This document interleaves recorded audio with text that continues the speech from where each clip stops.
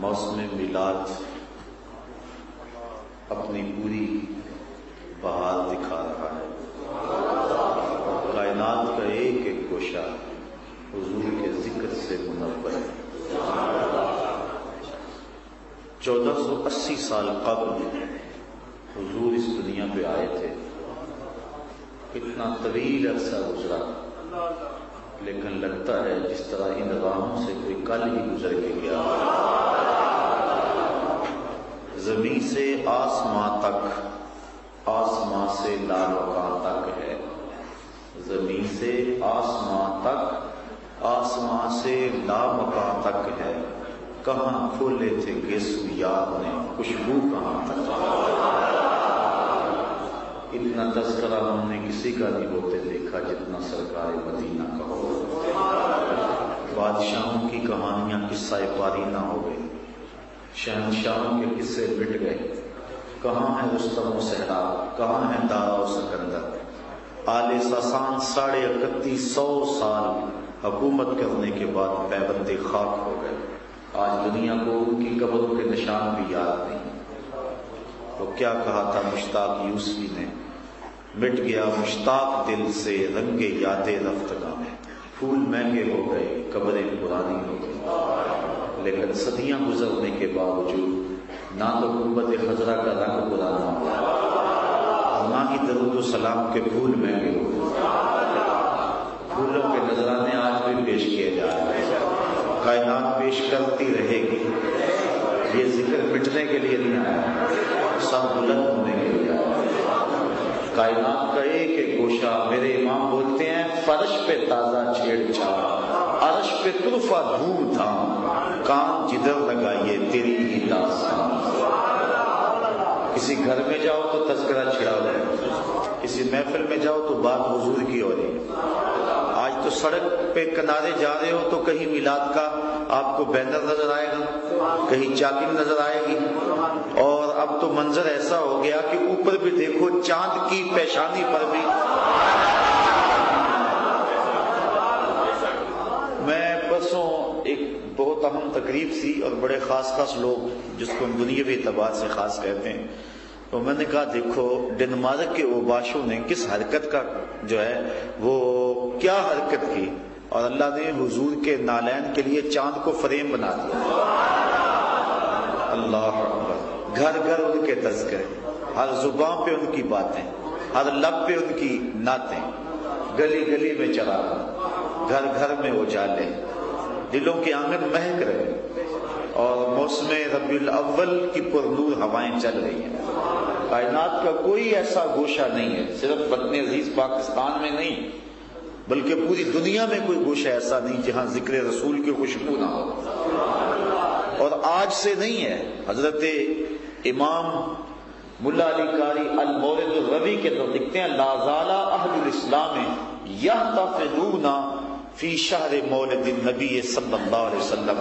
کہا شروع سے اہل حق کا یہ شیوا رہا ہے کہ وہ حضور کے میلاد کے موسم میں اپنے گھروں میں، اپنے بازاروں اور کوچوں میں، اپنی مساجد میں حضور کے میلاد کی محفلیں منعقد کرتے آئے، اور کائنات کا ایک ایک گوشہ محفل میلاد اس موسم میں بن جاتا ہے۔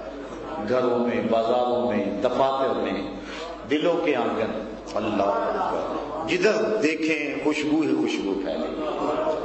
کائنات کے اندر اتنے اجالے ہو گئے، اور کیوں نہ ہو، آنے والا کوئی معمولی تو تھا نہیں۔ یہ تو وہ ذات تھی جس کے لیے کائنات معاذ وجود میں آئی.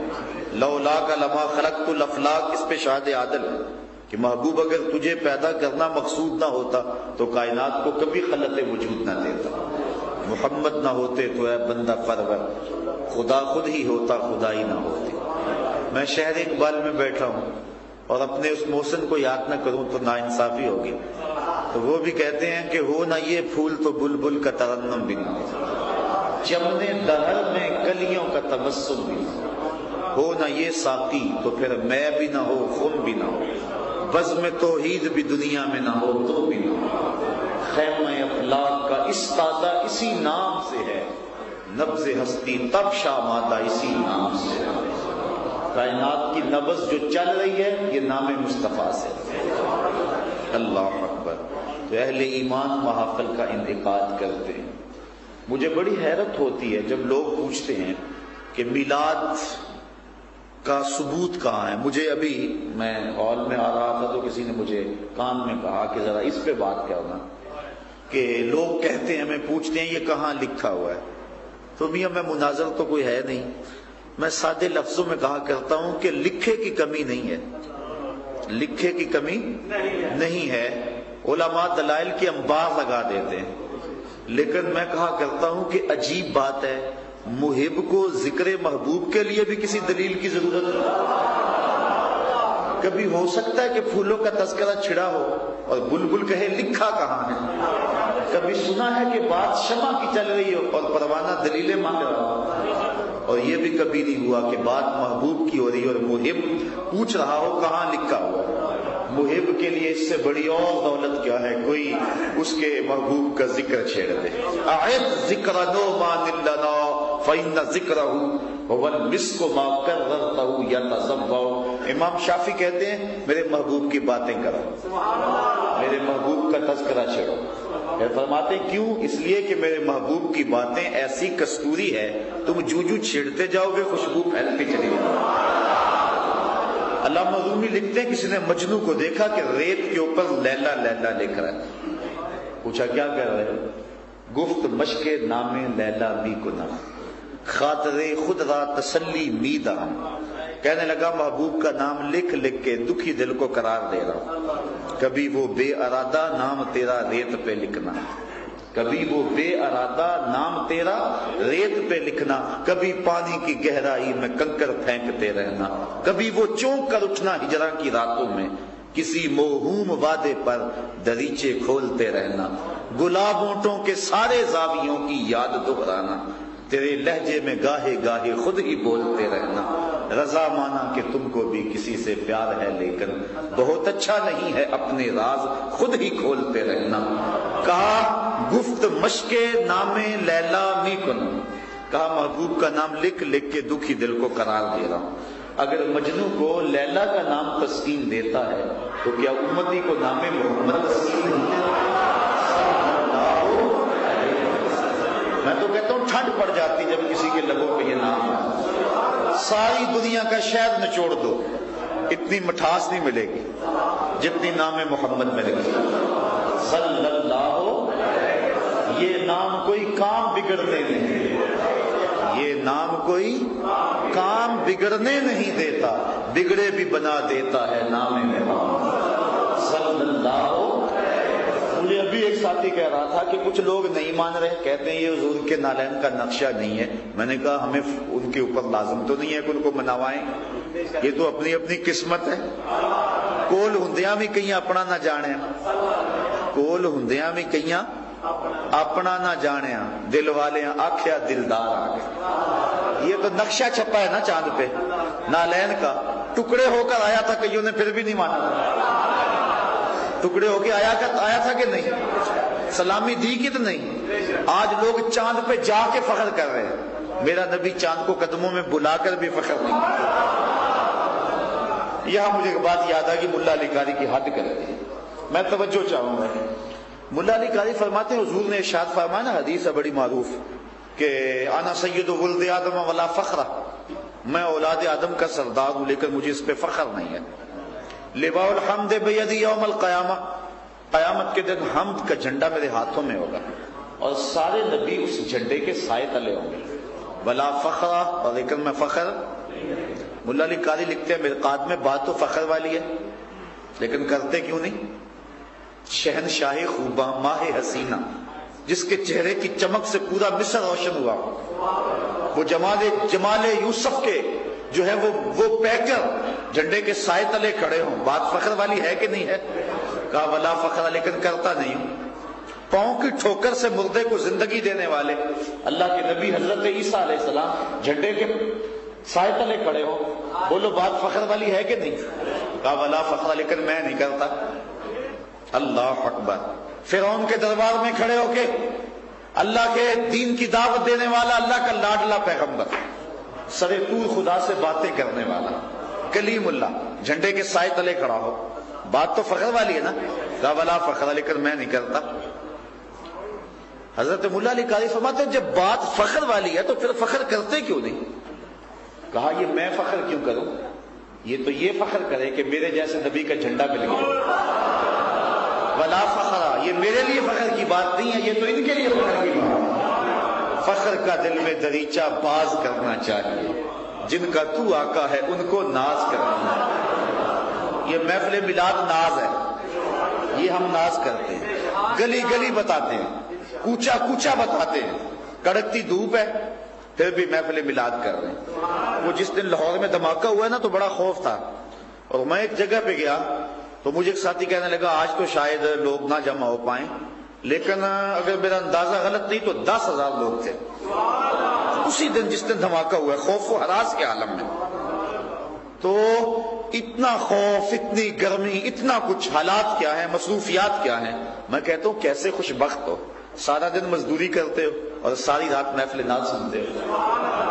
یہ فخر ہے، فخر. اور یار یہ میرا فخر کیا، آپ کا فخر کیا، یہ تو رب کو بھی فخر ہے. ہاں اسے جوش خطابت نہ سمجھنا. قرآن اٹھائیے، اللہ تعالیٰ ارشاد فرماتا ہے فلا وربک، محبوب مجھے تیرے رب کی قسم. یہ نہیں کہا مجھے میری قسم، یہ نہیں کہا مجھے ارض و سماوات کی قسم. فلا وربک، مجھے تیرا رب ہونے کی قسم. خدا کو بھی اس پہ ناز ہے کہ میں مصطفیٰ کا رب ہوں. تبھی کہا نا فلا وربک، مجھے تیرے رب کی قسم. اور اسی لیے میرے شیخ مجدد الفسانی علیہ رحمہ فرماتے ہیں من خدا را ازاں پرستم کہ او رب محمد است صلی اللہ علیہ وسلم وجل جلالہ. کہا لوگو تم بھی خدا کو مانتے ہو، میں بھی مانتا ہوں، لیکن تمہارے اور میرے ماننے میں فرق ہے. میں خدا کو اس لیے خدا نہیں مانتا کہ وہ زمین و آسمان کا رب ہے، وہ عرش و کرسی کا رب ہے، لوح و قلم کا رب ہے، وہ کائنات کے ایک ایک ذرے اور گوشے کا رب ہے. آپ فرماتے ہیں من خدا را ازاں پرستم کہ او رب محمد است، میں اس لیے اس کو رب مانتا ہوں کہ وہ میرے مصطفیٰ کا رب ہے. اور بریلی کا امام بھی بولا، امام احمد رضا فاضل بریلوی جس کی ہر ہر ادا سنت مصطفیٰ، ایسے پیر طریقت پہ لاکھ. آپ فرمانے لگے فیض پہنچا اے رضا احمد پاک کا، فیض پہنچا اے رضا احمد پاک کا، ورنہ ہم کیا جانتے خدا کون ہے. پتہ چلتا بتوں کو پوج رہے تھے کہ نہیں پوج رہے تھے، گنگا جمنا کی پرستش ہو رہی تھی کہ نہیں ہو رہی تھی. اللہ اکبر. میں آج ہی کہیں کہہ رہا تھا کسی پروگرام میں کہ حضور کا میلاد اہل حق کو منانا اور شکریہ ادا کرنا یہ صرف ان کا فریضہ نہیں ہے، پوری کائنات پہ حضور کا احسان ہے، پوری کائنات پہ حضور کا احسان ہے. ہم تو اپنی ذات سے ہی آگاہ نہیں تھے، اپنے آپ سے خود شناسی نصیب نہیں تھی، اپنے من سے بھی شناسائی نہیں تھی. اور وہ شخص کتنا گرا ہوا ہوتا ہے جس کو اپنی خبر بھی نہ ہو. حضرت اقبال کہتے ہیں نا اپنے من میں ڈوب کر پاجا سراغ زندگی، میرا نہیں بنتا تو نہ بن، اپنا تو بن. یہ تو اپنا بھی نہیں تھا، تبھی تو درختوں کو پوج رہا ہے نا. انسان ہو کے اشرف المخلوقات ہو کے درختوں کو پوجتا تھا کہ یہ نہیں پوجتا تھا. اللہ اکبر. انسان ہو کے چاند سورج ستاروں کو پوج رہا ہے، انسان ہو کے گنگا جمنا کی پوجا پاٹ کر رہا ہے، انسان ہو کے کبھی برگد کی جڑوں کو پوج رہا ہے، کبھی پیپل کی شاخوں کو پوج رہا ہے، کبھی مٹی سے بت بناتا ہے اور خود اس کو پوجنے لگ جاتا ہے. بلکہ یہ تاریخ کا بڑا حیرتناک واقعہ، ایک شخص اسلام لاتا ہے اور حضور سے عرض کرتا ہے حضور جب شعور کی آنکھ نہیں نہ کھلی تھی، یعنی شعور سے مراد دین مصطفیٰ نہیں ملا تھا، تو ہم یوں کرتے تھے کہ جب سفر پہ جاتے تھے تو پتھر کے بت ساتھ نہیں لے جاتے تھے، کیونکہ وہ بھاری ہوتے تھے اور خدا کا بوجھ بھی ساتھ اٹھانا پڑے، یہ بڑا، خدا تو بندوں کے بوجھ اٹھاتا ہے اور یہ خدا کا بوجھ اٹھایا کرتے تھے.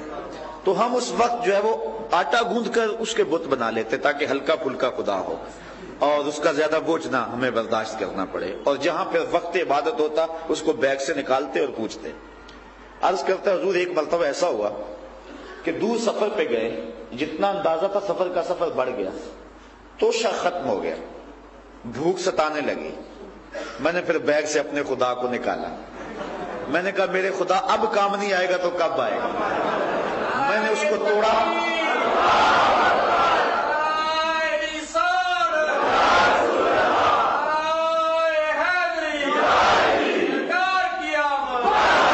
کہتے ہیں کہ میں نے اس کو توڑا، آٹا بنایا، گوندا، روٹی پکائی اور کھا گیا. یہ تھی خداؤں کی بے بسی. انسان ہو کے ان کو پوج رہا ہے، اپنے ہاتھوں سے تراش کے ان کے آگے ہاتھ جوڑ رہا ہے. سمجھ آ رہی ہے؟ اس کو شعور نہیں آ رہا کہ میں کیا کر رہا ہوں. یہ درخت اس کو آکسیجن دینے کے لیے، اس کو چھاؤں دینے کے لیے، اس کو پھل دینے کے لیے، اس کے ذوق نظر کے لیے اور اس کے کھانے کے لیے ایندھن بننے کے لیے پیدا کیے گئے. یہ اس کو اپنا معبود سمجھتا ہے. یہ جانور اس کو دودھ دینے کے لیے، اس کو گوشت فراہم کرنے کے لیے، اس کی بار برداری کے لیے، اس کی سواری کے لیے پیدا کیے گئے. یہ اس کے آگے ہاتھ جوڑے کھڑا ہے. یہ دریا اس کی کھیتیوں کو سیراب کرنے کے لیے رواں کیے گئے. یہ ان کو معبود سمجھتا ہے. تو کس نے آ کے شعور دیا؟ چاند پوچھتا ہے، کبھی سورج کو پوچھتا ہے، کبھی ستاروں کو پوچھتا ہے.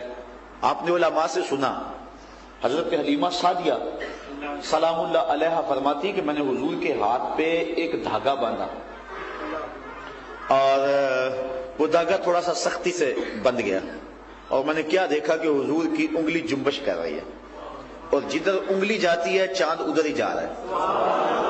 آج پہلے دن نقش نالین نہیں چھپا، یہ پرانا عادی ہے. اس کو پرانی عادت ہے کہ یہ حضور کے اشاروں پہ چلتا ہے. تو کہتی جدھر انگلی جاتی ہے ادھر چاند جاتا ہے. تو یہ کیا تھا؟ آتے ہی چاند رقص کر رہا ہے. تو اس کی بڑی باتیں، اس موضوع پہ بڑا کچھ کہا جا سکتا ہے. حضرت عباس بن عبد المطلب سے ایک روایت ہے اس پر، اور اس کو دلائل النبوہ نے لکھا ہے. وہ کہتے ہیں کہ جب وہ فتح مکہ کے دنوں میں ایمان لائے نا تو حضور بڑے خوش ہوئے کہ میرے چچا ایمان لائے ہیں. تو انہوں نے کہا حضور میں نے اظہار اب کیا ایمان تو میں اس دن سے لے آیا تھا جب میں نے آپ کو دیکھا تھا. تو حضور فرمایا کب؟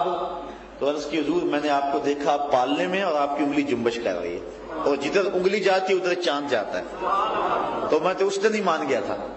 تو حضور علیہ السلام نے فرمایا چچا میں اس سے بھی عجیب بات نہ سنا دوں؟ تو انہوں نے کہا کہ آپ سنائیں. کہا میری ماں حلیمہ سعدیہ نے مجھے وہ جو دھاگا باندھا تھا وہ